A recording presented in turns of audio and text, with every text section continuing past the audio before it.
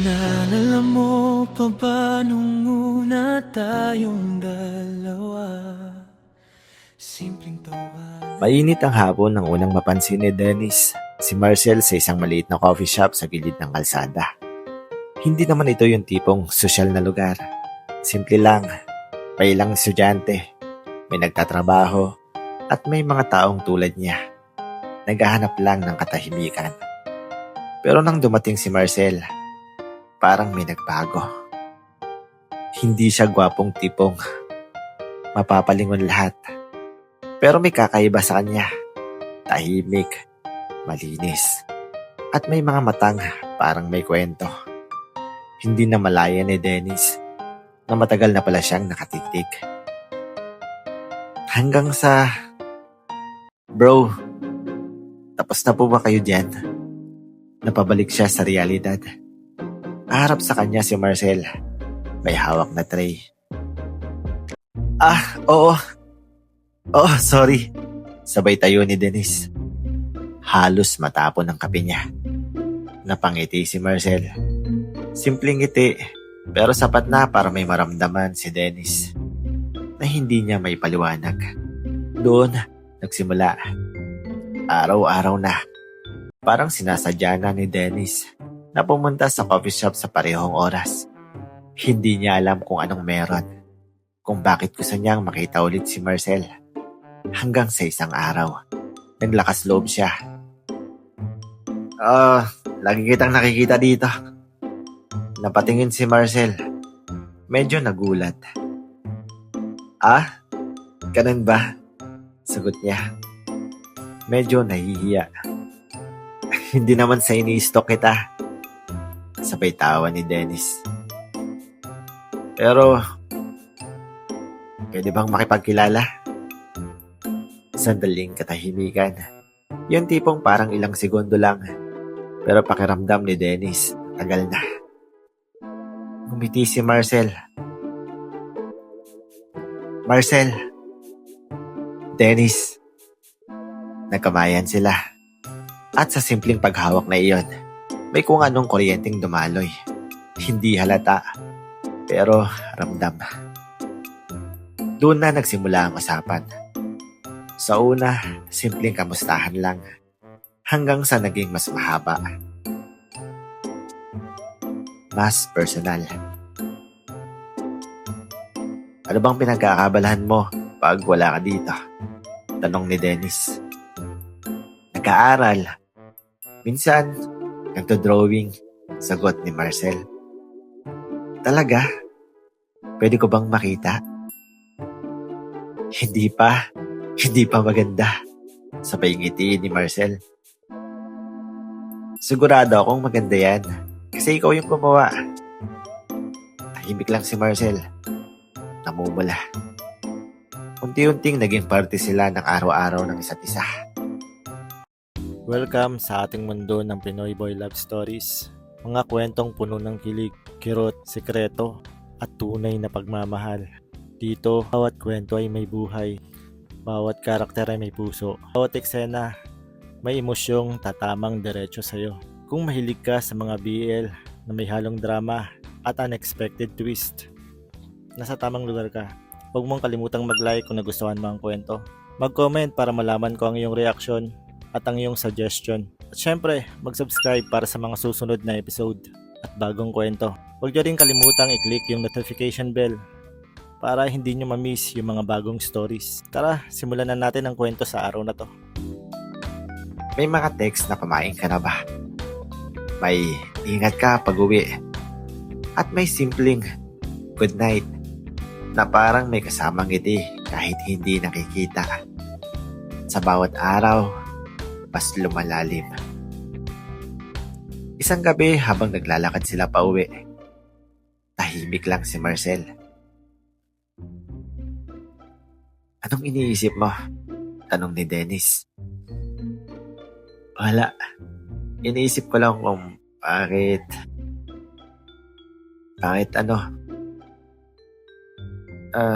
bakit ang bilis."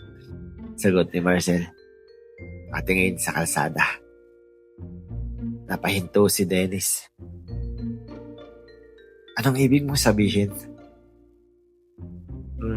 Parang ang bilis nating naging ganito. Hindi ko alam kung tama ba. Napangiti si Dennis. Pero may halong kaba. Alam mo, hindi ko rin alam kung tama. Pero alam ko, masaya ako kapag kasama kita. Napatingin si Marcel. At sa pagkakataong iyon, parang tumigil ang mundo. Hindi ko pinipilit na sagutin mo ako ngayon. Dagdag ni Dennis. Gusto ko lang ipaalam na gusto kita. Tahimik ulit. Pero hindi yun yung awkward na katahimikan. Ito yung katahimikan na puno ng damdamin. Dennis? Takot ako. Sa kung anong pwedeng mangyari. Lumapit si Dennis ng kaunti. Takot din ako. Talaga? Oo. Pero minsan, mas okay nang sumugal kaysa magsisi na hindi mo sinubukan, di ba? Napangiti si Marcel. Mahina, pero totoo. Lumipas ang ilang linggo. Mas naging madalas ang pagkikita. Mas naging malalim ang usapan. Hanggang sa isang araw, bumalik sila sa coffee shop kung saan nagsimula ang lahat. Sa parehong upuan, sa parehong mesa. Marcel, seryosong sabi ni Dennis. Kabado ka. Natatawang tanong ni Marcel. Medyo. Bakit? Huminga ng malalim si Dennis. Pwede ba kitang ligawan? Ang seryoso. Hindi agad sumagot si Marcel. Tinitigan lang niya si Dennis. Parang hinahanap kung totoo ba ang lahat. Hindi ito laro. Dagdag ni Dennis. Hindi kita sasaktan. Hanggat kaya ko. Napayo ko si Marcel at pagkatapos ng ilang segundo. Matagal ka nang naliligaw, Dennis. Nagulat si Dennis. Ha? Ngumiti si Marcel. Hindi mo lang napapansin. Doon nagsimula ang mas malinaw na lahat. Ang ligawan na hindi lang sa salita, kundi sa gawa. May mga sorpresa, may mga simpleng date, may mga tawanan na parang walang problema sa mundo. At sa bawat araw, mas lalo silang nahuhulog. Isang gabi, habang magkatabi silang nakaupo sa parke, biglang nagsalita si Marcel. Dennis. Kung saaling tayo na. Napangiti si Dennis. Gusto mo ba? Hindi sumagot si Marcel agad. Pero umawak siya sa kamay ni Dennis. Mahigpit. Gusto ko. At sa simpleng salitang iyon, nagsimula ang kwento nila. Isang kwentong puno ng kilig, saya at pangarap. Isang kwentong hindi pa nila alam na darating din sa puntong magbabago ang lahat. Sa simula, ang daling magmahal. Pero walang nagsasabi kung gaano kahirap panatilihin. May mga araw na bigla ka na lang gigising at mararamdaman mong may nagbago. Mas magaan, mas masaya, mas may dahilan. Ganon ang pakiramdam ni Dennis ng araw na maging sila ni Marcel. Hindi naman ingrande ang naging simula ng tayo. Walang fireworks, walang malakas na ulan, Walang dramatic na eksena. Isang simpleng gabi lang. Isang simpleng gusto kita. At isang mas simpleng gusto rin kita. Pero para kay Dennis, parang iyon na ang pinakamagandang nangyari sa buhay niya. Boyfriend na kita, no? Natatawang sabi ni Dennis habang naglalakad sila sa gilid ng kalsada. Napailing si Marcel, pero hindi mapigilan ng ngiti. Ang kulit mo. Totoo naman Hindi pa nga official. Huminto si Dennis. Ha? Hindi pa? Hindi pa. Sagot ni Marcel na nakangiti pero halatang kinakabahan. Di, gawin na nating official. Napakunot ng noo si Marcel. Paano? Biglang humarap si Dennis sa kanya. Seryoso. Marcel, pwede ba kitang maging boyfriend? Natahimik si Marcel.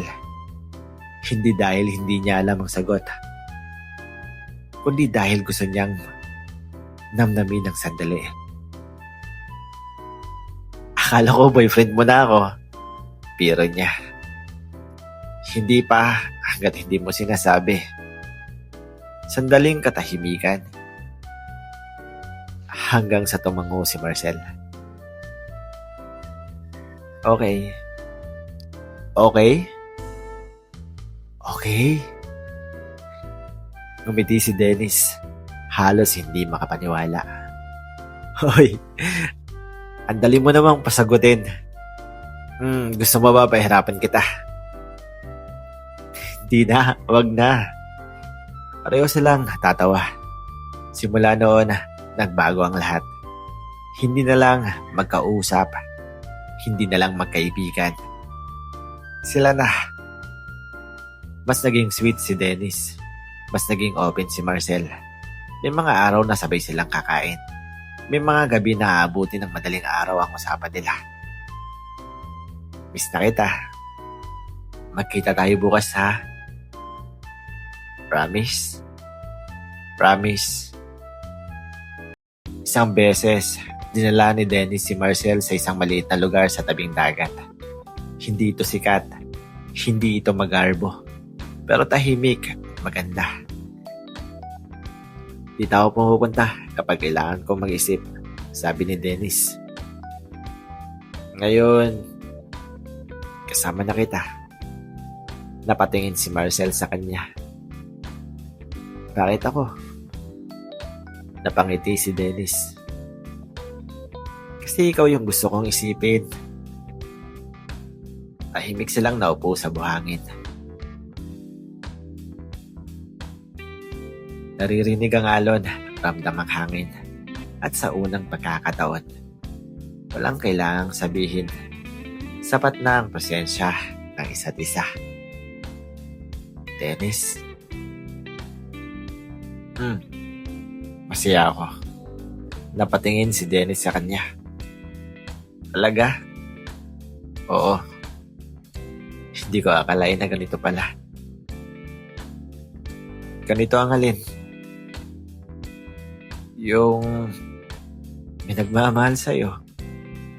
Yung may taong pinipili ka araw-araw. Napahawak si Dennis sa kamay niya. Hindi lang araw-araw, Marcel. Tuloy-tuloy. Napayuko si Marcel. At sa pagkakataong iyon, may luhang tumulo. Hindi dahil sa lungkot, kundi dahil sa saya. Alam mo, mahinang sabi niya, natatakot pa rin ako. Sa akin? Hindi. Sa pagkawala. Natahimik si Dennis. Hindi niya agad alam ang sasabihin. Pero hinigpitan niya ang hawak sa kamay ni Marcel. Hindi kita iiwan. Isang pangakong madaling sabihin. pero mahirap panindigan. Lumipas ang mga linggo. Mas naging masaya ang lahat. May mga simpleng date sa karinderya. May biglaang gala, may mga tawanan sa gitna ng ulan. At may mga sandaling hindi nila malilimutan. Isang gabi habang magka-video call sila. "Oy, may sasabihin ako," sabi ni Dennis. "Ano?" "Love na kita." Napahinto si Marcel. Hindi siya agad nakasagot. Hindi dahil hindi niya nararamdaman, kundi dahil ramdam niyang seryoso yon. "Dennis, bilis mo." Hindi naman mabilis. "Sigurado lang ako." Tahimik si Marcel. Huminga siya ng malalim. "At ako, hindi pa." Parang may kunting kirot, pero ngumiti si Dennis. "Okay lang. Hindi kita pipilitin." Malipas ang ilang araw. Habang magkatabi sila, biglang nagsalita si Marcel. "Dennis, love na rin kita." Parang tumigil ang mundo. "Ano yun? Ulitin mo nga." "Hindi na." Uy. Natatawa si Marcel habang umiiling. "Love na kita." At sa simpleng salitang yon, mas lalo silang naging buo. Pero sa gitna ng lahat ng saya, may mga bagay na hindi nila napapansin. Mga maliliit na pagbabago, mga simpleng pagkukulang, mga bagay na sa una, wala lang. Pero kalaunan, doon magsisimula ang unti-unting pagbuo. Isang gabi, habang papauwi si Dennis, napansin niya, napatingin siya sa phone niya. Walang message si Marcel. Busy lang siguro. Bulong niya. Pero may kakaibang pakiramdam. Isang maliit na duda na hindi pa niya maintindihan. Samantala, si Marcel nakaupo sa kama, hawak ang phone. May kausap, pero hindi si Dennis. At sa unang pagkakataon, may lihim na nagsimulang mabuo. Hindi lahat ng pagbabago biglaan. Minsan, nagsisimula ito sa bagay na pinapalampas mo lang. May mga panahon sa isang relasyon na parang wala kang ibang gustong gawin, kundi mahalin ang taong nasa harap mo. Yung tipong kahit walang okasyon, kahit walang dahilan, sapat na nandito ka. Ganon yung yugto ni na Dennis at Marcel. Punong-puno ng pagmamahal at halos wala pang bahid ng sakit. "Dennis, sobra ka na." Natatawang sabi ni Marcel habang tinitingnan ng maliit na paper bag na hawak niya. "Ano na naman to? Bukasan mo na. Kung pagkain to, tataba na ako." "Huwag kang mag-alala, mas cute ka kapag mataba ka." Loko. Binuksan ni Marcel ang bag. Isang simpleng sketchbook. "Para saan to?" tanong niya, medyo nagtataka. "Para sa'yo. Alam kong gusto mong mag-drawing, di ba? Sabi mo dati, nahihiya ka kasi feeling mo hindi maganda." Tahimik si Marcel. Dahan-dahan niyang hinaplos ang cover. "Dennis, naalala mo pa yun? Lahat ng sinasabi mo, naaalala ko." Napangiti si Marcel, pero may kakaibang init sa dibdib niya. Hindi siya sanay sa ganitong klaseng pag-aalaga. Hindi siya sanay na may taong nakikinig at tumatanda sa mga detalye. "Subukan mo ulit," dagdag ni Dennis. "Gusto ko makita kung paano ka magkwento gamit ang mga guhit mo." Kung hindi maganda?" Lumapit si Dennis. "At least totoo." Simula noon, naging mas malapit si Marcel sa sarili niyang mundo. At mas naging bahagi si Dennis doon. May mga gabing sabay silang tahimik. habang nag-drawing si Marcel at pinapanood lang siya ni Dennis. Anong tinitingnan mo? Tanong ni Marcel. Ikaw? Ang weird mo. Hindi. Niisip ko lang. Ang swerte ko. Sa akin? Oo. Bakit? Kasi ikaw yung pinili kong mahalin. At pinili mo rin ako. Hindi na sumagot si Marcel. Pero sa puso niya, may isang bahagi na gustong maniwala na sana hindi na ito magbabago. Isang araw, niyaya ni Dennis si Marcel sa isang simpleng date. Walang plano, walang itinerary. Saan tayo punta? Tanong ni Marcel. Hindi ko rin alam. Ha? Tiwala ka lang. Sumakay sila ng jeep, naglakad, napunta sa isang maliit na arcade. Dennis, ang tanda na natin para dito. Hindi laro tayo. Naglaro sila ng basketball arcade. Natalo si Marcel. Tayaan? Hindi Taya ulit. Hanggang sa nauwi na sa tawanan. Yung tipong wala silang pake kung sino ang nakakakita. Yung tipong parang bumalik sila sa pagiging bata. Masaya, malaya, walang iniisip. Paglabas nila, pagod pero masaya. Ang saya, sabi ni Marcel. Simple lang, no? Sagot ni Dennis. Pero parang hindi ko pa to naranasan dati. Napatingin si Dennis sa kanya. Anong ibig mong sabihin? Yung ganitong saya na walang halong kaba. Sandaling natahimik si Dennis. Siguro kasi kampante ka na. Napaisip si Marcel. Kampante. Oo nga. Sa unang pagkakataon, hindi siya natatakot na maiwan. Pero minsan, ang sobrang kampante. Doon nagsisimulang magbago ang lahat. Lumipas ang mga araw. Patuloy ang saya. Patuloy ang lambingan.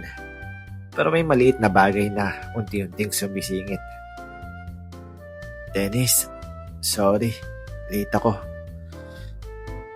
Okay lang. Pero may kunting pagbabago sa tono. Busy lang ako kahapon. Gets ko. Pero hindi na tulad ng dati ang lambing. Hindi kita masyadong ma-message. Sige lang. Pero may tanong sa likod ng mga salitang iyon. Isang gabi, habang magkausap sila sa chat.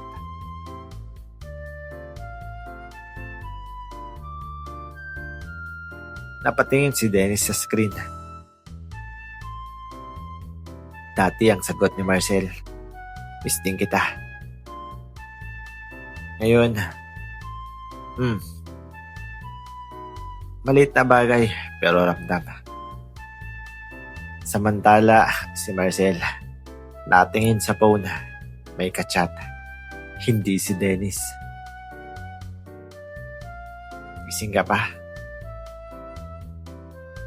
Napahinto si Marcel. Hindi siya agad sumagot. Pero hindi rin niya tinigil.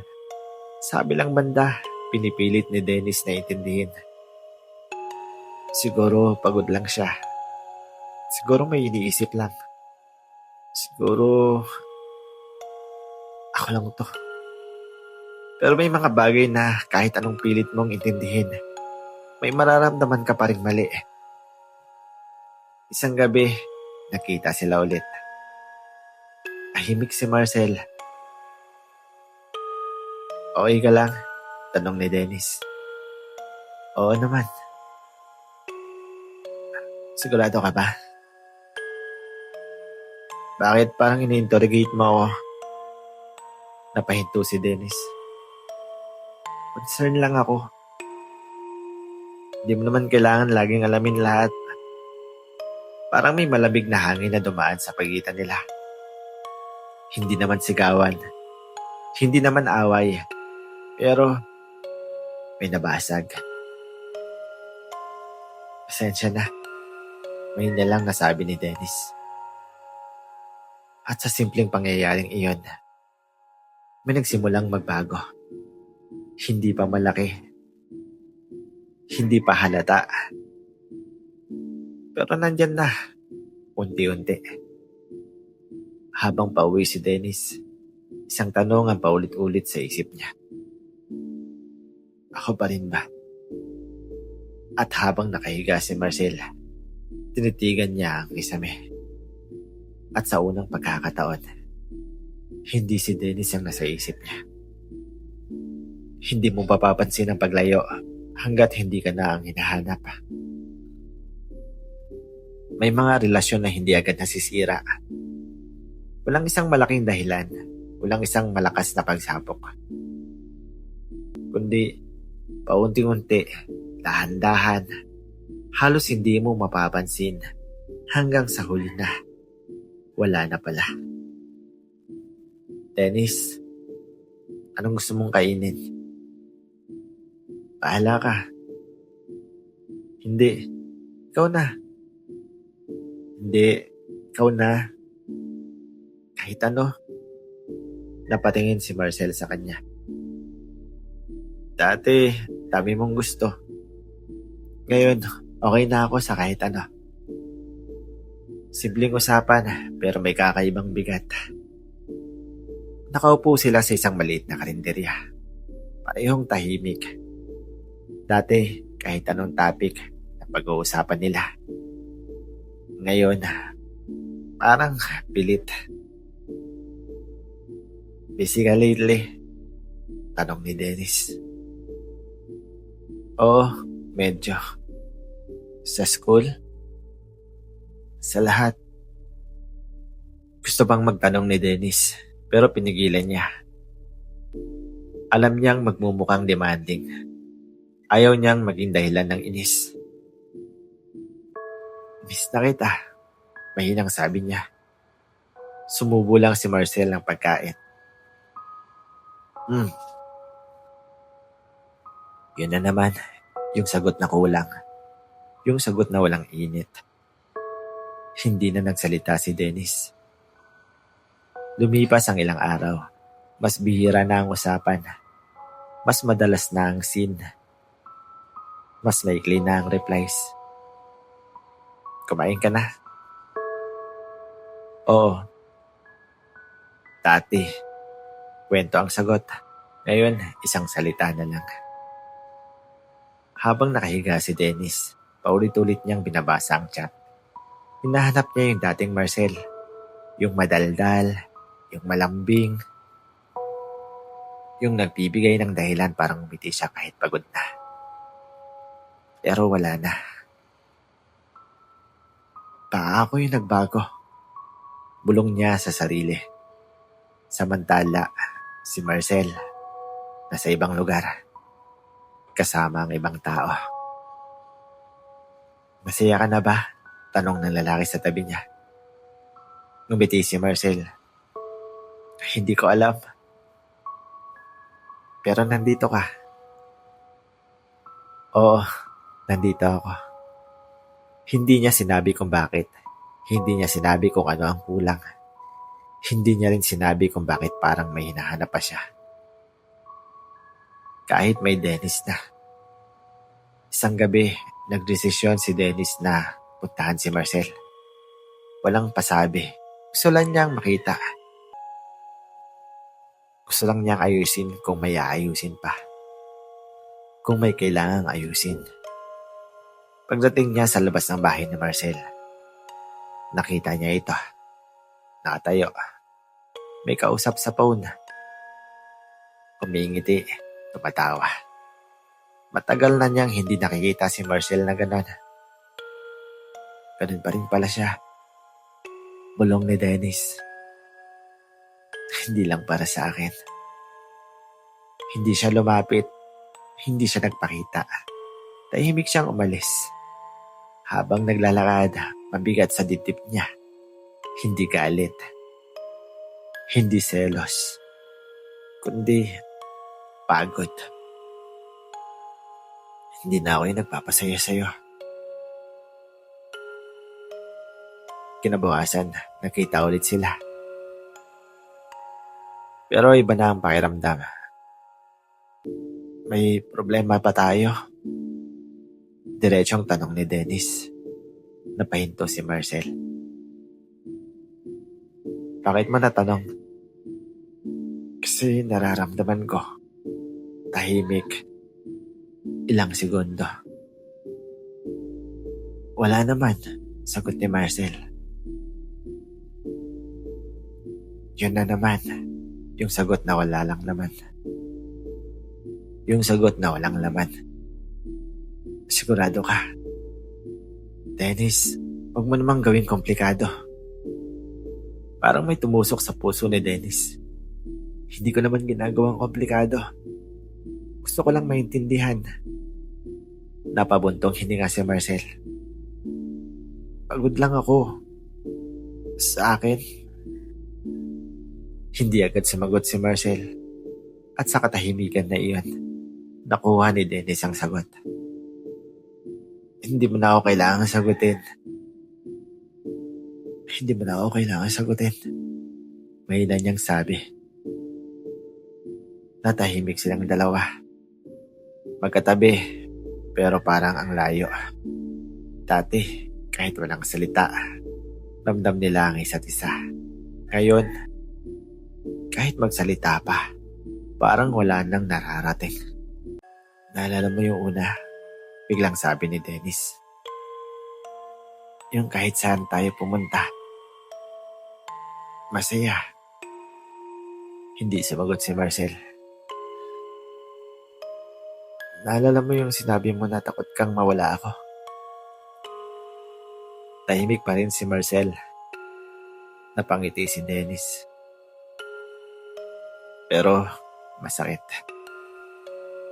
Hindi ko akalain na darating yung araw na ako na yung matatakot na mawala ka.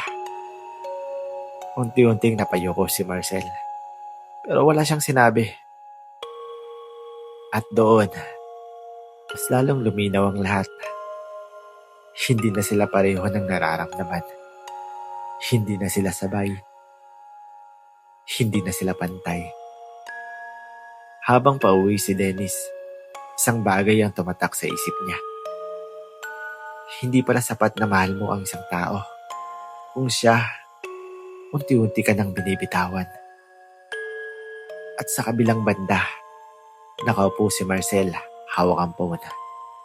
May kausap ulit.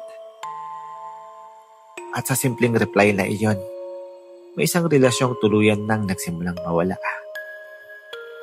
Ang pinakamasakit na pagtatapos, yung hindi nyo pinag-uusapan. Pero pareho nyong nararamdaman.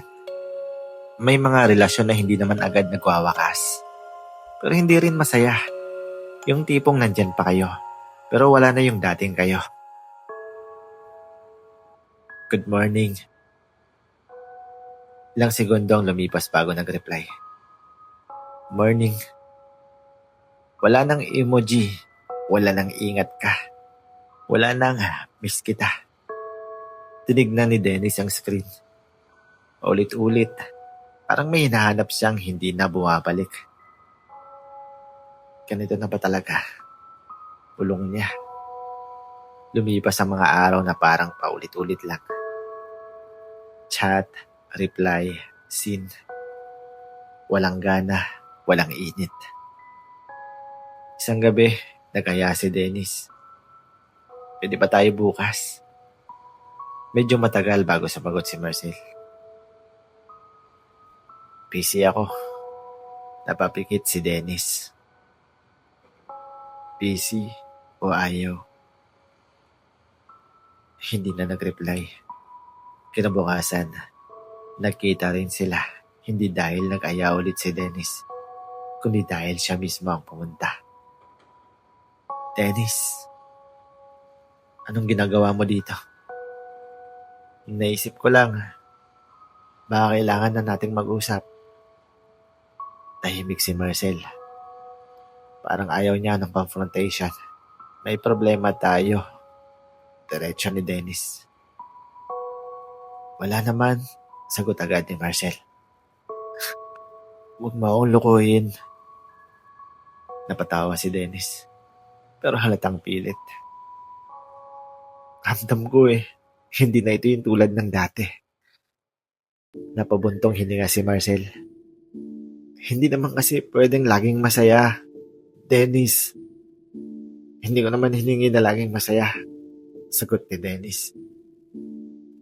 Pero sana, kahit konting effort lang. Napatingin si Marcel. At ako, wala pa akong effort. Meron. Dati. Parang may pumutok sa pagitan nila. Anong ibig mong sabihin? Medyo tumaas ang boses ni Marcel. Ibig kong sabihin, nagbago ka. Lahat naman nagbabago. Hindi ganito, sagot ni Dennis. Hindi yung parang wala ka ng pakialam.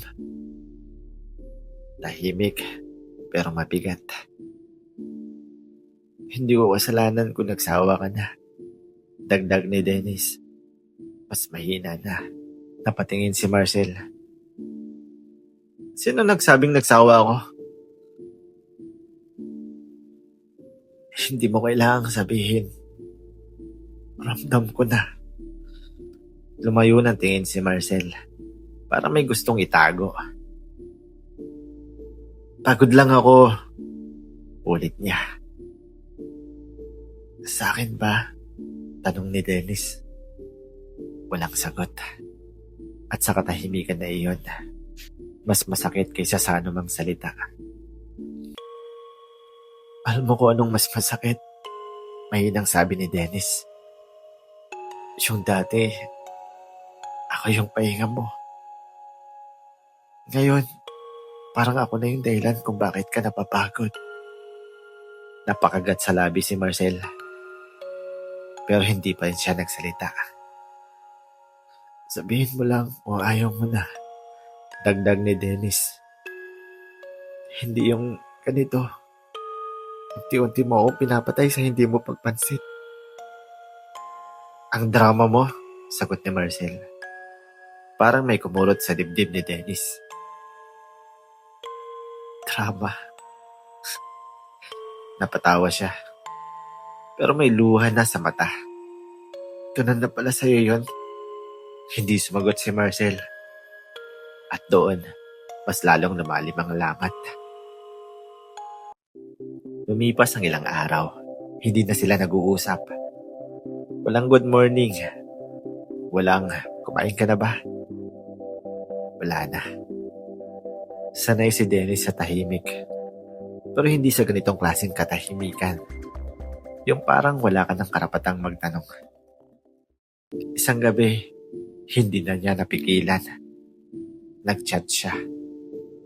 Namimiss mo pa ba ako? Matagal bago nag-reply. Ewan. Parang gumuho ang mundo ni Dennis sa isang salita. Ewan. Hindi oo. Hindi hindi. Kundi ewan. Yung sagot na walang kasiguraduhan. Yung sagot na parang wala ka ng halaga. Samantala, si Marcel, nasa ibang lugar ulit, kasama ang parehong lalaki. Okay ka lang? Tanong nito. Hindi ko alam, sagot ni Marcel. Yung boyfriend mo, tahimik siya. Hindi ko rin alam kung ano kami. Tayo. Napatingin si Marcel. Hindi siya sumagot. Pero hindi rin siya tumanggi. At sa katahimikan na iyon, may bagong kasalanan na nabuo. Habang si Dennis, ang isa, nakahiga, hawak ang phone. Paano ka nawawala? Kahit hindi ka pa umalis. Unti-unting pumapatak ang luha niya. Tahimik. Walang nakakaalam. At sa unang pagkakataon, hindi siya nagalit. Hindi siya nagtatanong. Good siya. Ang relasyon, hindi nasisira dahil sa isang malaking pagkakamali. kundi sa Sabi mo paulit-ulit dati, pagpili na hindi naayos. hindi mo ako iiwan. Sa bawat pangako, doon ako kumapit ng lubusan. Sa simula lang ba lahat ng to? Yung saya, yung tayo, yung puso ko. Bakit habang tumatagal lumalayo ka? Ako na lang bang may gustong lumaban pa? Sa simula ba yung mahal kita? Bakit ngayon parang wala na? Ako pa rin pero ikaw hindi na. Paano mo nagawang bitawan ang dati natin dalawa?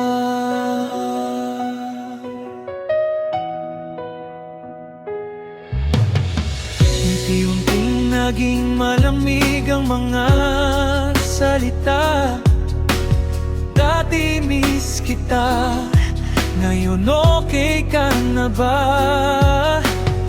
Yung dating ikaw nasabik sa bawat sandali, biglang naging taong hindi ko na makilala muli. Pinipilit kong ayusin kahit ako'y nasasaktan, habang ikaw tahimik ng may ibang hinahawakan. Sa simula lang ba lahat ng to? Yung saya, yung tayo, yung puso ko. Bakit habang tumatagal lumalayo ka? Ako na lang bang may gustong lumaban pa? Sa simula lang ba yung mahal kita? Bakit ngayon parang wala na? Ako pa rin pero ikaw hindi na. Paano mo nagawang palitan ang dati natin dalawa? Hindi mo sinabi pero ramdam ko na. Habang minamahal kita, may iba ka na pala. Hindi ako nagkulang, pero bakit ako yung iniwan? Sa bawat mahal kita, may kasinungalingan na palang kasama. Dinaya kita, sinubukang kalimutan ka, pero sa piling ng iba, ikaw pa rin ang hinahanap ko sa kanila. Ang sakit pala nun, kahit may kasama ka na, wala ka pa rin maramdaman. Kasi hindi na siya ikaw. Sa simula lang pala lahat ng to, yung saya, yung tayo, yung puso ko. Ngayon kahit pilitin, hindi na mabuo. Kasi ikaw mismo ang sumira sa pangako mo. Sa simula lang pala yung mahal kita, ngayon wala nang natira. Ako pa rin pero pagod na, kaya kahit mahal pa kita, pipiliin ko nang mawala na. Hindi lahat ng minahal nagiging habang buhay. Minsan dumaan lang para turuan kang mabuhay. At kahit masakit, kahit hindi ko ginusto, tinatanggap ko na. Hindi tayo para sa isa't isa.